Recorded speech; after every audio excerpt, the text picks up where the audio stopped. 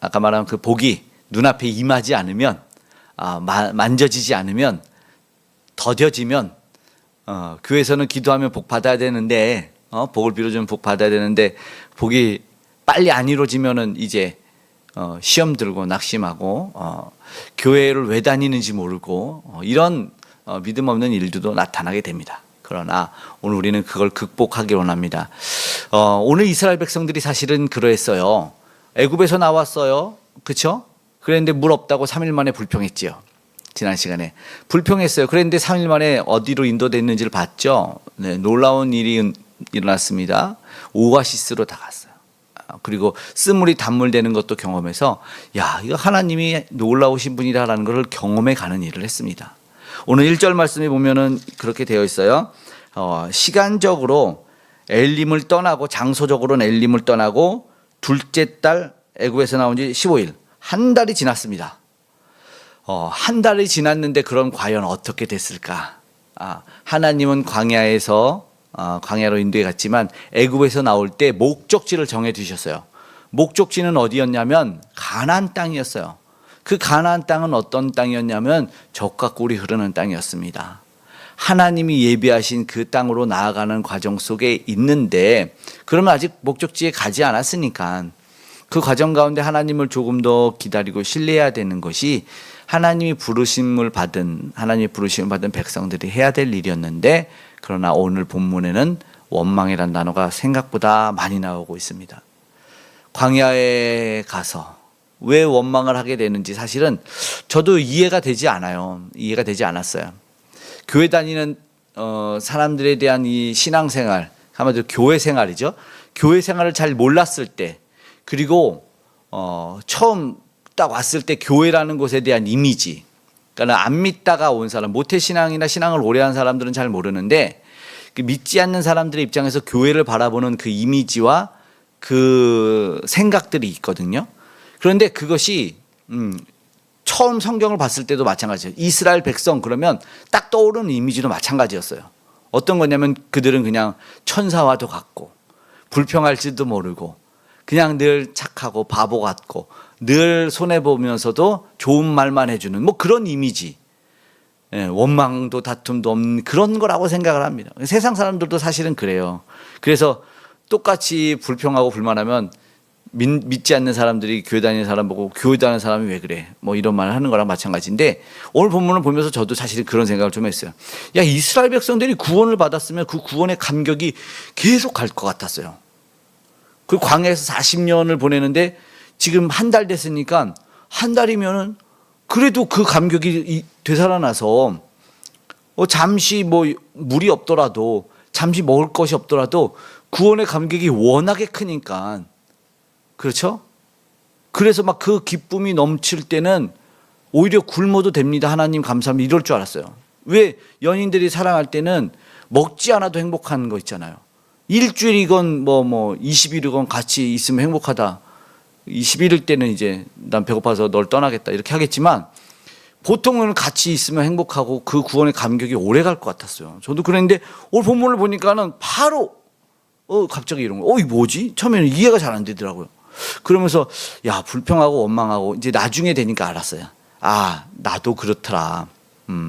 시간이 지나 보니까 나도 어느덧 젖어들어서 신앙적인 것에 그냥 예수 믿는 그리스도인이라고 해서 불평을 안 하는 게 아니고 여전히 상황과 환경이 지배를 받는 연약한 육신 가운데 있구나. 아직도 하나님의 나라를 가는 과정 가운데 성화의 과정 가운데 있구나라는 것을 생각해 보면서 그 이후에 한참 지나서 이스라엘 백성들의 그 불만하는 모습이 안타깝게 바라봤지만 이해가 되기 시작했어요. 왜냐하면 더 내가 불평하고 더 원망하고 내가 뭐 이렇게 하는 분들도 더 원망하고 존경하는 분들도 그런 모습들을 이제 보게 되니까 그럴 수 있구나라는 거죠. 그러면 그것을 바라보고 그게 다냐가 아니에요. 그럼 우리는 우리 가운데도 불평이 일어나고 이스라엘 백성들 가운데도 불평이 일어날 때 이러한 상황들을 어떻게 신앙 안에서 말씀 안에서 바라봐야 되고 우리한테 다시 한번 적용을 해야 되느냐, 이게 가장 중요합니다. 여기서 넘어가느냐 넘어가지 못하고 동일하게 있느냐가 신앙의 질적 차이를 경험하게 됩니다. 이 땅에서의 천국을 누려야 되겠죠. 보니까 그랬어요. 사실은 뭐 우리가 뭐 겸손할 때 하나님의 은혜가 임할 때는 그래요. 잘난 게 없습니다. 하나님 우리는 아무것도 아닙니다. 이렇게 하는데 그런데 좀 지나면은 또 그런 마음도 사라져, 그죠? 어느덧 지나다 보면 언제 이 틈타요, 그죠? 나도 모르게 교만해져 있고 나도 모르게 언제 뭐 이 사람들도 그래 인사를 안 하면 되게 힘들어하고 뭐 인사를 안 받고 뭐 그러거나 못 하는 거겠죠. 일부러 인사를 안 하는 게. 그리고 대접을 못 받는다고 말하는. 그게 뭔지는 정확히 모르겠지만 아무튼 자기가 소위 말하는 영향력이 줄어드는 것 같고 그럴 때 인간적인 힘듦이 옵니다. 인간적인. 오늘도 딱 단순하게 말하면 인간적인 힘듦을 경험하게 돼요. 근데 하나님이 그 목적이 있을까요? 없을까요? 있습니다. 하나님의 근데 전제가 뭐냐면 하나님은 우리를 사랑하신다는 거예요. 그 모든 과정은 우리를 위하여라는 거예요. 우리가 for you 이러잖아요. 사실 오늘 제목이 내가 너희를 위하여라는 말씀이에요. 4절에 나오는데요. 내가 너희를 위하여라는데 이게 우리 인간적으로 말할 때 그냥 무슨 선물을 주고 뭐 생일을 축하하고 뭐 이럴 때 for you 이러면은 굉장히 큰 기쁨과 감동으로 받거든요. 이것도 똑같아요. 이스라엘 백성들에게 하나님이 너희를 위하여 그러면 굉장히 큰 감동과 감격이 있는데 그런데 그게 뭐냐면 오늘 보니까 시험이에요. 우리가 뭔가 생각과 해석을 조금 달리 해야 되는 본문. 그러니까 다시 한번 다른 시각으로 봐야만 하는 본문을 우리는 경험하게 됩니다. 오늘 본문 한번 보십시오. 4절에 그렇게 얘기합니다. 3절을 읽고 4절을 읽어볼까요? 3절 함께 읽겠습니다. 시작. 이스라엘 자손이 그들에게 이르되 우리가 애굽 땅에서 고기 가마 곁에 앉아 있던 때와 떡을 배불리 먹던 때에 여호와의 손에 죽었더라면 좋았을 것을 너희가 이 광야로 우리를 인도해 내어 이 온 회중이 줄여 죽게 하는도다. 예, 여기서 줄여 죽게 하는도다라고 말하면서 먹을 것 때문에 그러니까 하나님이 먹을 것을 주실까 안 주실까? 당연히 주시는데 이 본문에는 언제인지 모르지만 얼마를 굶어서 얼마나 참았는지 모르겠지만 지금 힘들어 바로 불평하게 됩니다. 이때 그때라고 시작하는 4절을 읽겠습니다. 시작. 그때 여호와께서 모세에게 이르시되 보라 내가 너희를 위하여 하늘에서 양식을 비같이 내리리니 백성이 나가서 일용할 것을 날마다 거둘 것이라 이같이 하여 그들이 내 율법을 준행하나 아니하나 내가 시험하리라. 아멘. 여기 이제 분명한 이유를 이야기합니다. 내가 너희를 위하여 그리고 시험하리라 랍니다. 하나님의 율법을 지키며 사느냐 안 사느냐 이거 굉장히 중요한 거예요. 하나님이 인도해내서 하나님의 백성으로 불렀으면 이제는 세상의 법이 달라져요. 세상 적용이 아니라 세상을 이제는 대하여 향하여 내가 해석하고 해독하고 이렇게 해야지 세상에 이끌려가는 삶을 살아가는 것이 아니에요. 그러니까 월도 달도 바뀌죠. 아비벌이 이제 연수의 계산도 시작도 달라졌고 그리고 세상에서 기준으로 사는 것이 아니라 하늘의 하나님이 양식을 내려주셔서 날마다 일용할 양식들을 먹으면서 사는 일을 하게 된다는 거예요.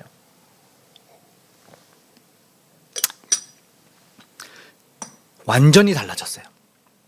이게 진짜로 생각했던 기준과 달라요. 처음에는 이해가 안 될 수 있어요.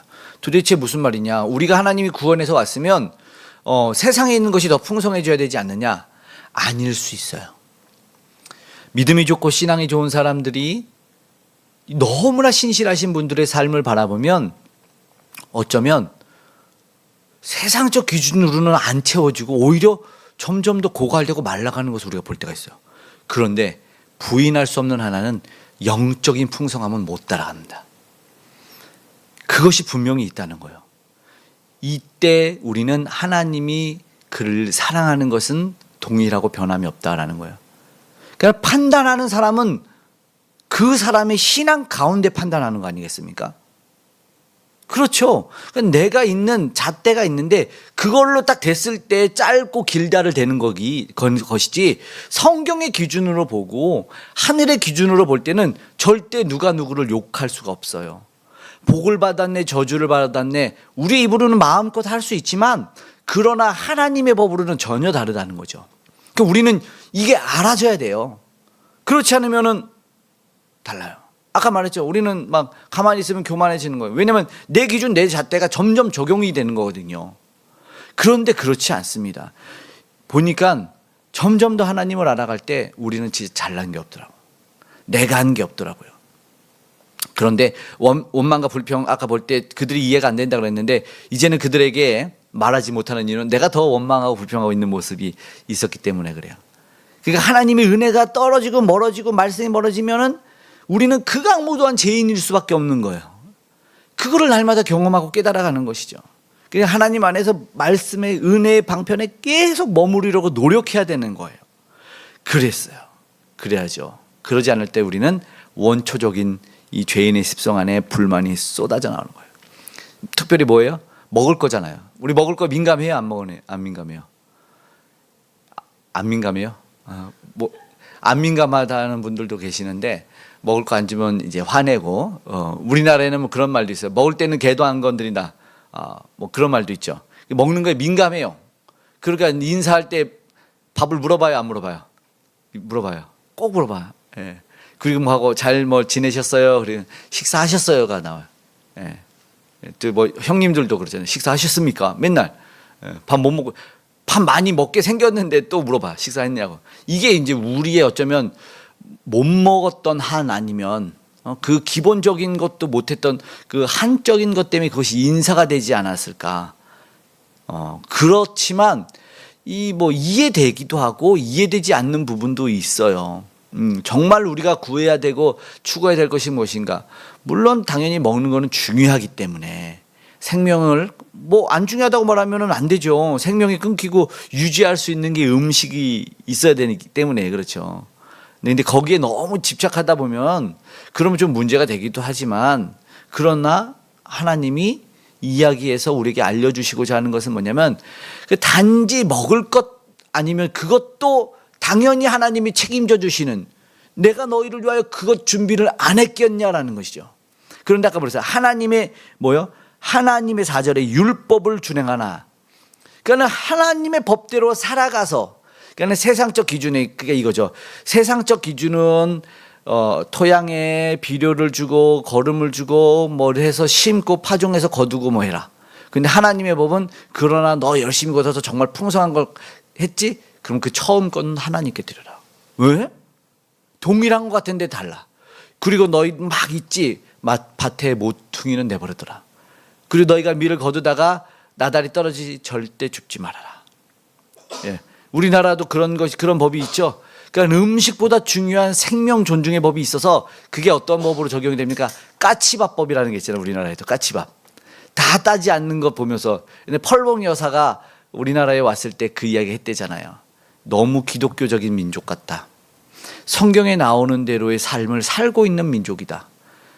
다 내 것도 다 따고 하나라도 더 가지려고 하는데 줄인 사람들에게 아니면은 동물 하나에게도 있어서 까치밥이라고 해서 다 따지 않는 모습은 성경적이다라고 해서 내가 이 백성을 도와야겠다 해가지고 입양단체가 우리나라에 만들어졌던 돼지를 쓴 그 여인이 그렇게 행한 것을 보게 되죠. 맞아요. 그러니까 그것보다 선행되는 것이 분명히 있어요. 오늘도 우리가 분명하게 해야 되는 것이 있다는 것이죠. 밥 먹을 때 식사, 음식 이런 것을 중요하지만 이것을 넘어가는, 왜요? 하나님은 주실까 안 주실까? 당연히 주시네.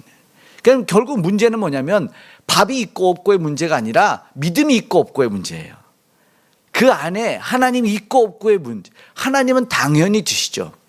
본문에도 이제 그것을 알려주시고 주셔요. 몰랐던 거죠. 그러니까 불평이 시작될 수밖에 없는, 그러니까 우리 안에 원망과 불평이 일어날 수밖에 없어요. 그때는 내가 그 상황을 보고 상황을 정리하는 것이 아니라 가장 큰 해답은 나의 믿음을 점검하는 거예요. 나의 신앙을 재점검했을 때, 그러니까 동일한 시선으로 시각으로 1차원적으로 바라보는 것이 아니라 2차원적인 3차원적인 4차원적인 시선과 시야로 바라봐야 되는 거죠. 하나님은 절대로 거기서 우리가 머물게 하지 않나요? 그러나 이스라엘 백성 같은 연약함이 우리에게 있어요. 알려주시는 거겠죠. 하나님은 지금요 그 백성들을 어마어마한 놀라운 구원을 해내셨잖아요. 낮아지셔가지고 그들에게 맞춤형 구원을 보여주셨어요. 그 감격이요, 계속 가야 되잖아요. 계속 가야 돼요. 그런데 불평이 시작되고 원망해서 이들이 좀 심하게 하죠. 근데 죽는구나. 3절 보니까 뭐 죽는구나. 그러면 애굽을 지금 멸하고 왔는데 거기서 고기 가마 얘기하면 됩니까? 아니잖아요. 거기서 지금 막 티끌이 나왔고 뭐 이가 나왔고, 그런데 다시 거기서 먹을 거를 생각해낸다는 건 너무 심하지 않습니까? 이스라엘 백성들이 이렇게 연약하는 거예요. 그래서 마치 하나님의 메시지가 이제 그들에게 이제 들려지는 것 같아요. 딱 이때 들려지는 거예요. 그럼 여기서 하나님이 사실은 그거예요. 하나님이 내가 너희를 위하여 했을 때 우리가 아까 되게 큰 감동과 감격이 임한다는 거잖아요. 하나님이 내가 너희를 위하여 라고 딱 말했을 때 제목으로 삼았는데 하나님의 마음이 우리에게 전달되기를 원합니다. 우리가 하나님에 대한 오해로 말미암아 많은 이 신앙과 삶이 흔들리기 때문에 그렇습니다. 하나님이 for you 합니다. 정말 너희를 사랑한다, 내가 너희를 위하고 있다라는 말을 사실은 이 4절에 들려주고 있는 거예요. 이것이 하나님은 전제가 되었어요. 먹는 거 당장 주는 것도 좋죠. 그렇죠? 근데 우리가 먹을 거를 알지만 당장 못 먹을 때가 있어요. 손 씻지 않은 아이에게 안 주잖아요. 마찬가지예요. 그리고 그것이 알아야 될 때가 있는 거예요. 아무리 맛있고 값싸고 좋은 거라도 그 가치를 모를 때는 필요가 없는 거잖아요. 당연히 그런 거예요. 그래서 4절 후반부에 말하는 것은 뭐냐? 하나님이 시험하고 계시다는 거예요. 시험은 반드시 목적이 있는 거예요. 그러니까 어려운 일이 우리 가운데 일어나는 것은 하나님이 말씀드렸던 것처럼 감추인 보화와 같은 거예요. 시험이라는 걸 통해서 그 보화를 더욱더 빛나게 만드는 것이고 그것의 소중하게 가치를 알기를 원하신다는 것이죠. 여기에서 어쩌면 율법은 더 이해되지 않겠죠.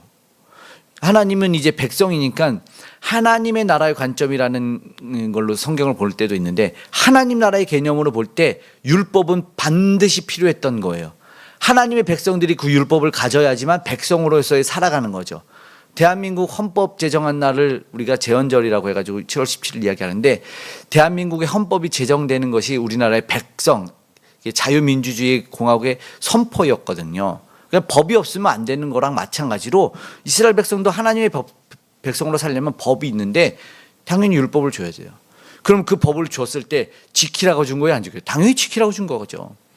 지켰을 때 하나님의 백성이 되니까 그러면 이거를 지금과 같은 애굽에 아직도 영향력 아래 살고 있는 사람들이 하나님의 새 법으로 살려면 이것을 떨구는 과정이 필요한 거예요.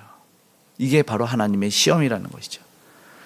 그래서 내 세상적 기준이 내 판단의 기준이 아니라 우리 7절 말씀해 보니까 이렇게 여호와의 영광을 보리니 이럽니다. 그러니까 먹을 것 주는 건데 하나님은 자신의 영광을 드러내는 거예요.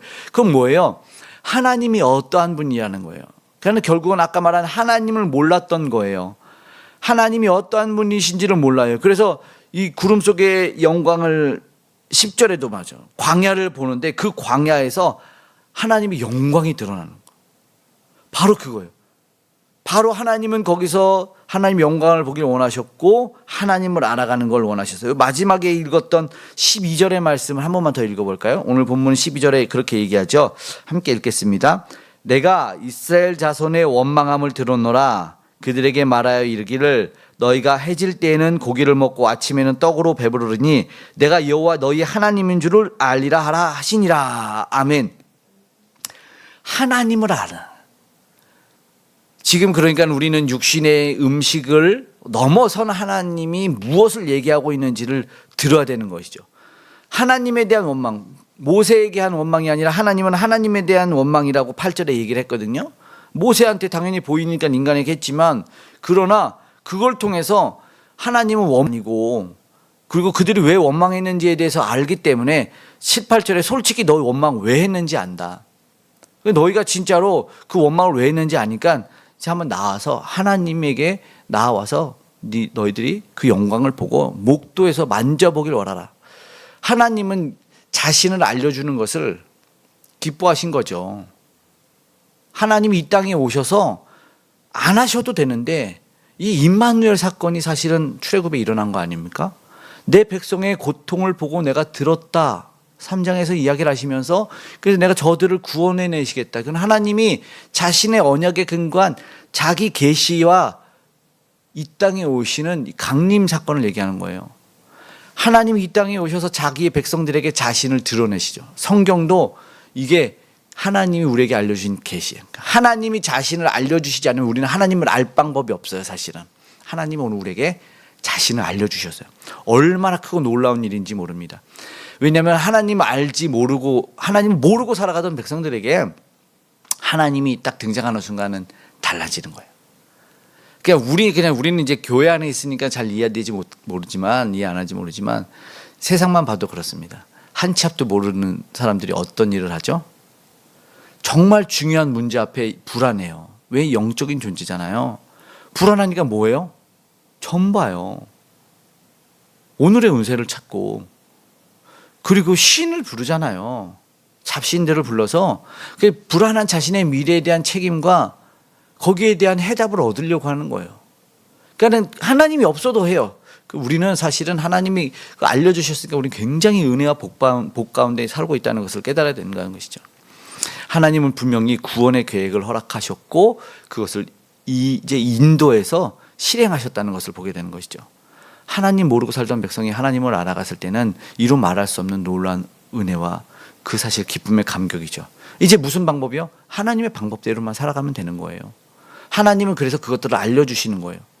애굽에서 구원하셨고 내가 너희를 내 백성 삼기 위한다 해서 율법을 주셨고 그런데 율법을 지키는데 그 법을 갑자기 지키는 게 어려워서 지킨 안 지킨 하나님은 시험하는 과정으로 또 이걸 사용하시는 본문이라고 해서 하나님의 백성으로 살아가기 위한 것 사실은 되게 쉬워 보이고 좋아 보이는데 쉽지 않을 수 있어요.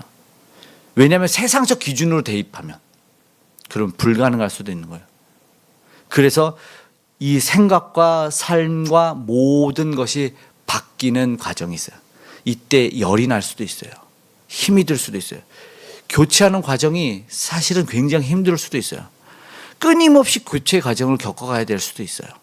오늘 그걸 했으면 좋겠어요. 광야의 40년이 왜 있었는지 알죠? 불평하고 오만하고 하나님을 믿지 않았어요.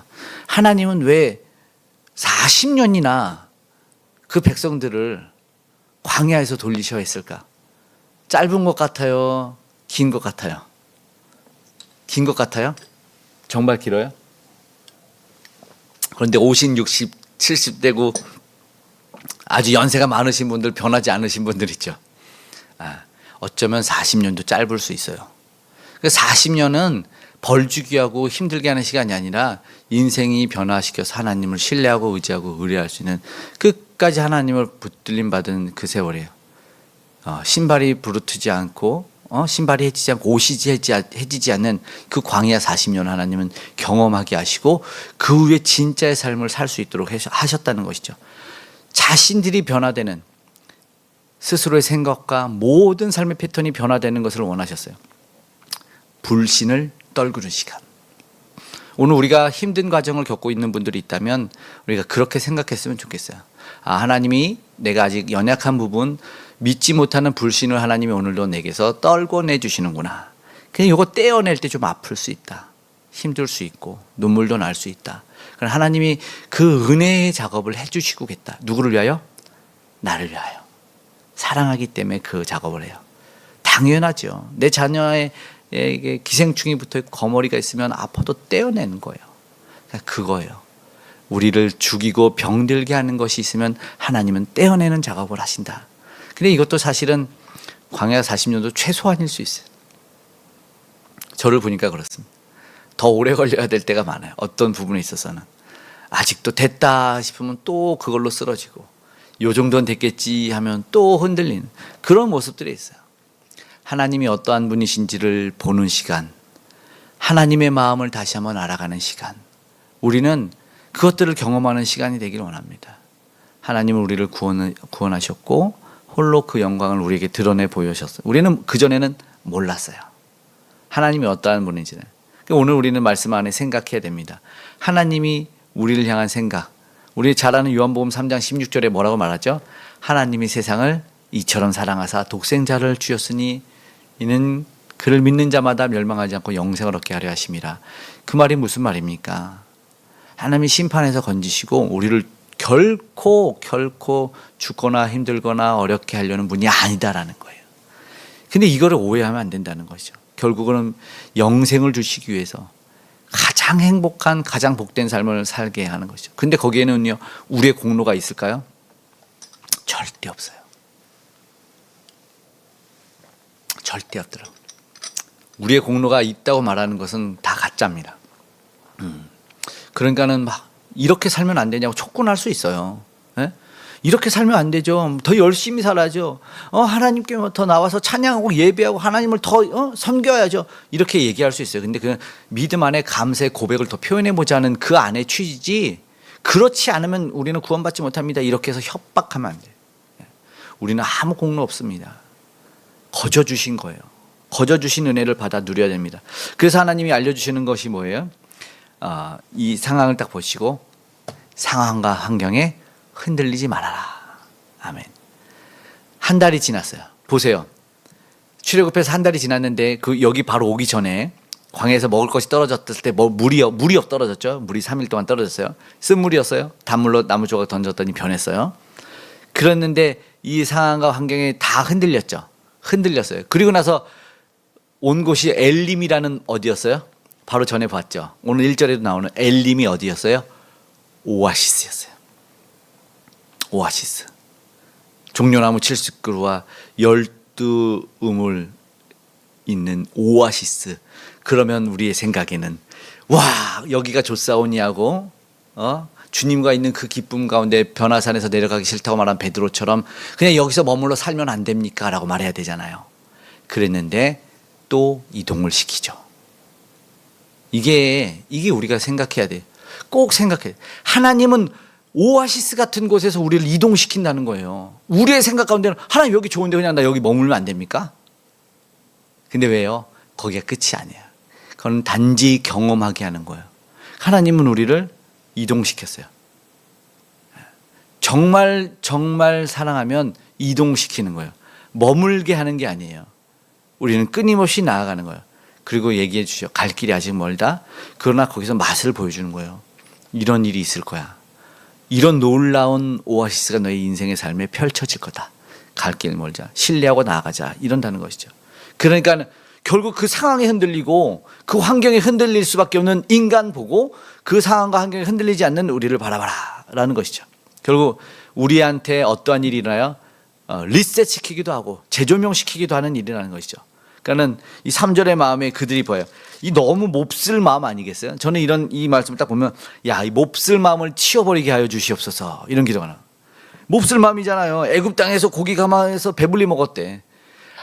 배불리 먹어도 노예예요. 그죠? 노예예요. 그 상황이 나름 잘 아니지만 때로는 착고가 차 있어요. 그 쇠사슬로 묶여 있고 등에는 채찍질 있고 손 씻고도 못 먹고 있는데 그 고기 먹었다고 그게 좋겠어요? 그 고기가 좋겠어요? 어떤 사람들 그거 실태잖아요. 체면에 의해서. 인간이 얼마나 약해요. 그러니까 만수르가 몇 억을 주면은 그 신발을 핥을 수 있냐 이런 얘기를 하잖아요. 사람들이, 젊은 사람들이 10억을 주면 핥을 수 있다 없다 이 얘기로 이렇게 갈라서서 해요. 10억이면 내가 핥을 수 있지. 그 가랑이 밑으로 지나갈 수 있지. 이런 얘기를 하는 거예요. 그런데 그러면 안 되죠. 우리가 얼마나 존귀한 사람들인데 그 돈에 의해 평가받고 또 그 돈에 의해 내 가치를 내던진다는 것은 그것은 있을 수 없는 일이고 그런 시험은 하지 말아야죠. 우리는 정말 존귀한 존재예요. 존귀한 존재였기 때문에 이런 몹쓸 짓, 몹쓸 말, 몹쓸 마음을 먹지 말아야 돼요. 이런 거는 절대 우리가 칠해서는 안 돼요. 이거는 뭐예요? 하나님을 향한 은혜의 횡포예요. 주신 은혜를 횡포케 하는 거예요. 거짓말, 하나님의 백성으로 잘 살게 했는데 거기에 대해서 막 과거에는요, 세상에는요, 저 믿지 않는 사람들은요, 이거 몹쓸 마음, 몹쓸 생각, 몹쓸 짓입니다. 이런 거는 버려야 돼요. 여기서 다시 한번 하나님 뭐예요? 수정하고 계시다. 애굽 땅에서 고기 먹은 것을 자랑을 하면 안 되잖아요. 예? 군대에서 먹어봤자 군대잖아요. 저도 군대에 나오니까 그 얘기예요. 제 딴은 저희 때는 이제 제대하고 나서 1억이 컸는지 1억 주면 다시 군대 간다 안 간다 이런 얘기도 했었거든요. 근데 사람들이 뭐라 그러냐면 병장으로 가면 가겠다. 고생은 싫다. 그곳은 어쨌든 자유가 없는 속박되고 억압된 곳이었단 말이죠. 아무리 좋은 것을 먹어도 그렇지 않아요. 자유로운 집밥을 먹어야죠. 모르는 거예요. 여기서 재조정, 재수정이 하나님 안에서 일어나기를 원한다는 것이죠. 어떻게 바로 애굽 얘기가 나옵니까? 하나님 바로 심판하는 거를 눈앞에 보고나 이런 거예요. 그래서 이제 지난 이 동기 목사님 형님인데 만났는데 그분이 이제 담임으로 부임을 하고 한 5개월 있다가 그 교회도 문제가 있는 교회였더라고요. 이야기를 들으니까 그 문제 있는 교회에서 지나고 봤더니 20년 동안 목사님이 4번째가 된 거였어요. 그러니까는 알고 봤더니 사람들이 수근수근하는 이야기들이 아니 공개적으로 믿지 않는 사람들도 저 교회는 목사 내쫓는 교회다 이런 말 한다는 거예요. 그래서 그분이 칼을 뽑았어요. 제 입장에서는 제가 생각할 때는. 그래서 송구영신 예배의 제목을 송구영신이라고 해서 송구는 옛 것을 버리는 건데 옛 것을 버려야 됩니다라고 말하면서 이건 버려야 됩니다. 어떻게 믿지 않는 사람들에게서 저 교회는 목사 내쫓는 교회라는 말을 하게 하냐고. 이거는 내어버려야 됩니다라고 팩트 폭격을 해버리죠. 칼을 뽑아버려요. 그러나 그렇게 선포하고 나서 분위기는 정말 안 좋았대요. 저도 내쫓을 겁니까? 이렇게 얘기한 거예요. 5개월 만에 부임하니. 그랬더니 사람들이 그 아픔에 그 송구를 떼어서 도려내서 안에 골맞고 썩었던 것을 그대로 두어서 덮고 이 약을 바르고 나 멀쩡해 이러지 않고 다 고름을 짜내고 깨끗이 소독하고 씻어내서 봉화지겸을 제거하듯이 처음에 그렇게 밑바탕을 깔더라고요. 이것은 다 우리가 제거해서 씻어버려야 됩니다. 그래야지 건강한 새살이 낳는 겁니다. 딱 이야기하니까 처음에 아팠지만 이후에 정말로 놀라운 회복과 은혜가 경험돼서 막 부흥하고 있는 건 얘기를 하더라고요. 근데 그 순간 아플 수 있어요. 재조정될 때는 아프더라고요. 그것을 하면서 도전이 되고 은혜가 되더라고요. 요즘 많은 현대교회 그리고 성도님들이 이걸 못해요. 독서를 못 써서. 맞죠? 하나님 말씀인데 상처받으면 어떡하지? 성도 나가면 어떡하지? 이게 건강하지 않은 거예요. 하나님의 말씀이 하나님의 말씀으로 듣고 아멘하고 그리고 사람 눈치 보는 교회가 아니어야 되잖아요.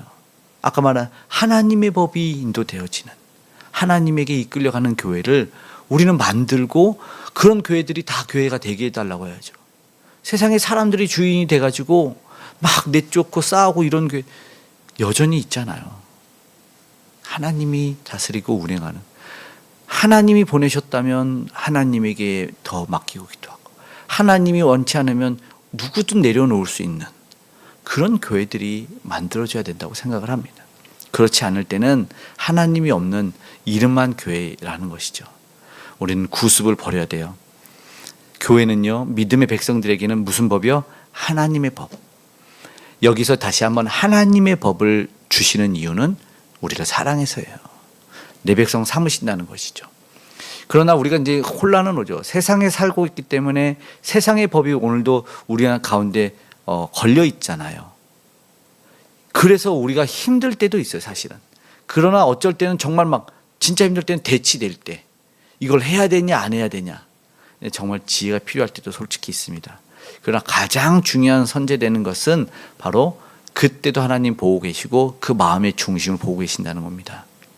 이걸 봐야 돼요. 세상에 있을지라도 현실적인 문제에 낙심하지 말기를 원해요. 하나님은 그걸 원하셨어요. 그러면서 뭐예요? 그럴 때 우리가 날마다의 공급, 오늘 봤죠? 날마다 공급해 준대요. 너희들이 걱정했던 그거를 날마다 매일, 그래서 일용할 양식이라고 합니다. 하루하루에 쓸 것을.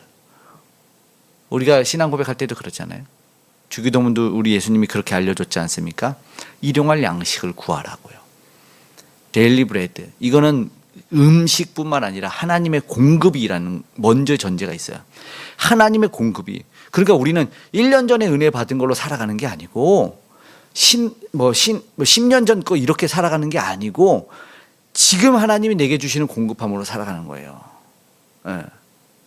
그게 가장 중요합니다. 누군가 우리를 위해서 기도해 준 것도 중요하고 그리고 우리가 누군가를 위해서 기도해 주는 것도 너무 중요한데 그도 우리도 당장 하나님이 주시는 그 일용할 양식으로 살아가는 게 가장 중요해요. 오늘 그 얘기예요. 일용할 것. 이게 현실적이에요. 이 삶이 되기를 원했다는 것이죠. 한 달치 하나님이 쌓아놓고 살아요. 이틀치도 안 돼요. 주일을 빼고는 조금도 쌓아놓지 못하겠어요. 그러면 썩어버리는 거예요. 우리 신앙이 그래요. 우리 신앙이 그래요. 하나님의 공급과 이 영적인 이 하루의 매일의 공급을 경험하지 않으면 우리는 내 생각에 살아요. 썩어버리는 거예요. 하나님의 영광이 머물. 아침에 눈을 떠서래요. 아침에 눈을 떠서. 그러니까 아침에 눈을 떠서 하나님의 영광을 바라보는 거예요. 그 뭐예요? 그 날마다의 감사를 얘기하는 거겠죠. 오늘도 주셨군요. 오늘도 이 생명 허락하셨군요. 그래서 오늘 우리는 그 날마다의 은혜를 사모할 수 있는 저와 여러분이 간절히 소망합니다. 분명하게 내가 너희를 위하여. 하나님은 오늘 우리에게 친히 말씀하시는 거예요. 우리를 위하여 말씀한다는 것을 꼭 기억했으면 좋겠고 이제 우리는 그들처럼 원망과 불평이 아니라 감사를 올려드릴 수 있기를 간절히 소망합니다. 아멘. 말씀을 정리하고 기도할 텐데요. 우리를 위하여 주신 가장 큰 선물을 한번 기억했으면 좋겠습니다. 우리를 위하여 가장 귀한 은혜 선물은 우리가 다 아시겠죠. 우리는 은사도 주셨고 성령도 주셨어요. 다 선물이라고 말씀합니다. 그러나 하나님에게 우리에게 가장 주신 독생자 예수 그리스도를 우리에게 주셨다는 것을 기억해야 됩니다. 날마다 그분을 묵상하고 예수 그리스도 그분이 왜 십자가 못 박혀 피 흘리셨는지를 묵상하고 잊으면 안 됩니다. 내가 오늘을 살아가게 하는 이 힘이 예수 그리스도가 십자가에서 피 흘렸기 때문이라는 것을 알아야 됩니다. 구원받기 위해서 우리에게 구원을 주시기 위해서 자기 백성 삼기 위해서 피 흘리신 예수님을 우리 끝으로 찬양해서 가장 귀한 건 나를 위하여 주신 예수 나를 위하여 우리 함께